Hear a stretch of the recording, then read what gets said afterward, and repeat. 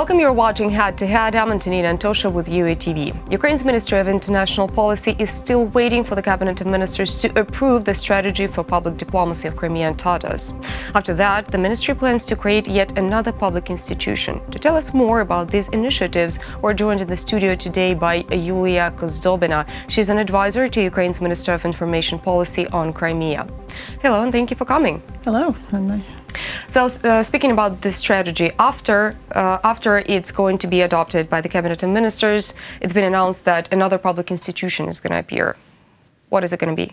It's not really a separate organization or anything like that. It's another advisor on Crimean Tatar issues. So the ministry has this institution of advisors, people who are willing to help the ministry work on a pro bono basis. And so I'm one of those people, and there's a number of people like that. And so there's going to be another person who's going to be working specifically on Crimean Tatar issues. Overall, what is the strategy on this diplomacy of Crimean Tatar? What is it about? What does it aim at? It was developed by the ministry jointly with the Mejlis of the Crimean Tatar people and a number of Crimean Tatar NGOs, and it's about dispelling some of the myths that the Russian Federation has created around Crimean Tatars, and also promoting the understanding of what it means to be an indigenous people, and that Crimean Tatars are indigenous people of Ukraine. Speaking of the myths, the Russian Federation has called the Mejlis an extremist organization and banned it. That was in 2014. What's the state of the Mejlis now in Crimea? It still remains under the ban, and whenever it's mentioned in the Russian media, it says that it's an extremist organization banned in Russia, but that's absolutely not true. Mejlis is a self-government body of the Crimean Tatar people, and it existed in Ukraine and it still exists in Ukraine, while Crimea was not occupied by Russia, and there was no extremist activity at all by the Mejlis. So that's one of the elements of the Russian smear campaign against those who actually try to resist it in Crimea. And that's why they basically just placed that name on the Mejlis, but it's absolutely not true. It's no secret that Crimean Tatars have been severely persecuted in Crimea over the past 3 years. How can Ukraine change that? How can we change the fact that those people are being detained every day? Unfortunately, either Ukraine or international community, for that matter, do not have that many instruments because the peninsula is occupied by the Russian Federation, and what Russia is trying to do is extend its laws and extend its behavior to the occupied peninsula, although it's absolutely illegal. And so basically the main instruments are making all those facts public, talking about it, and not letting international community and Ukrainians forget about what's happening in Crimea, and also building a coalition that would put pressure on Russia to actually behave in a civilized manner, and first stop persecution and then eventually leave Crimea and stop the occupation. Under international law, if Russia is the occupying power in Crimea, it's supposed to grant the easiness of the way of life of people in Crimea and take care of the fact that human rights are being taken care of. Can Russia be punished somehow for not fulfilling that obligation? Most likely not immediately. But in the long run, that Ukraine applied to ICJ, International Court of Justice. There is a case under review, and the court took some preliminary measures, and we know that Russia is ignoring them. So far, they feel that they're strong enough that they can ignore the court rulings. But in the long run, if the coalition, the international coalition that's willing to put pressure on Russia stays, and if sanctions stay in place, and if the signal is strong that the Russian behavior is not acceptable, it remains in force, eventually Russia is going to be punished.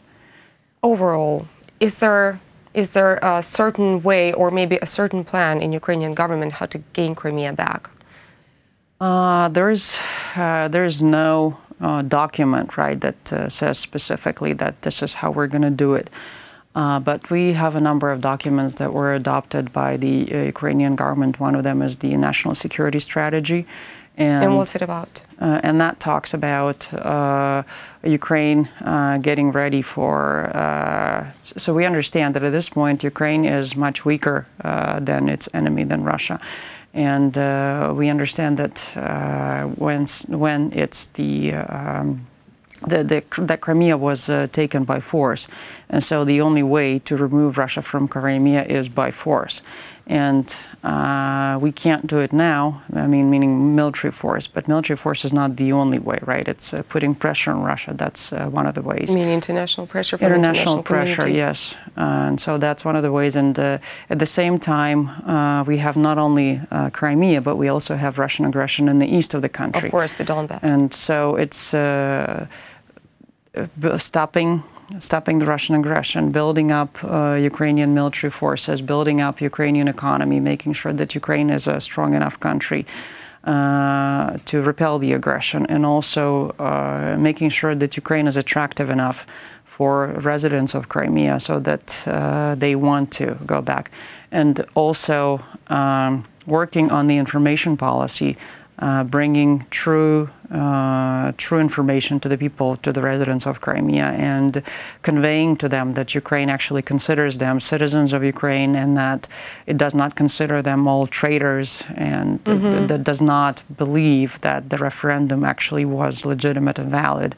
We understand that that was an occupation, and so contrary to what Russia's doing, trying to scare all these people living in Crimea into believing that Ukraine's going to punish them all, we need to tell them, no, that's not what's going to happen if Crimea is back in Ukraine.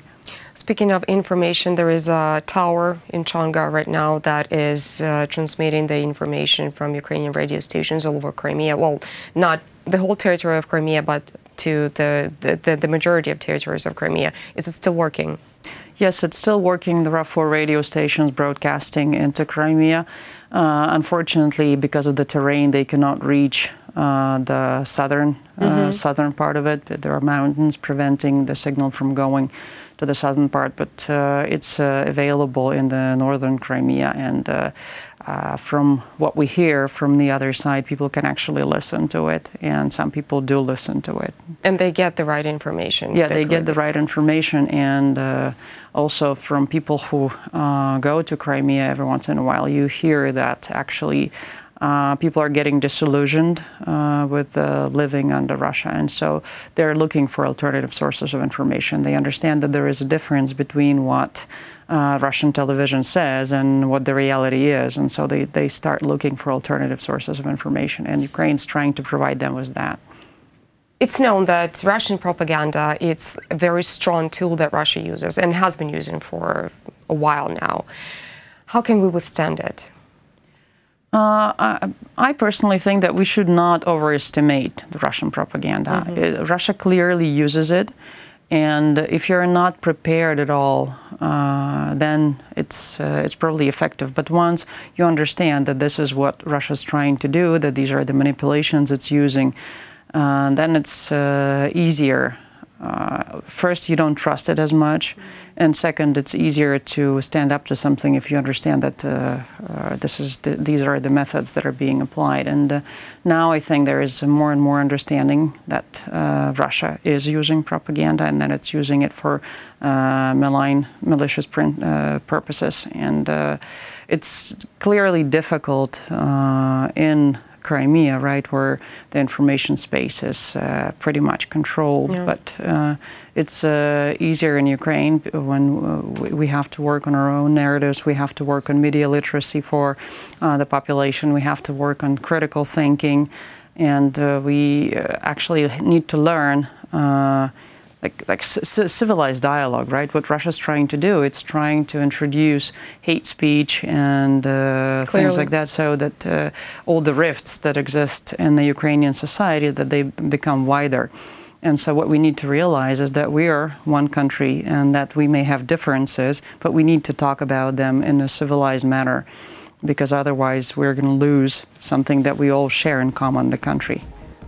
Thank you so much for your comments. It's been very interesting, and I hope that Ukraine gains its sovereignty back. I hope so too.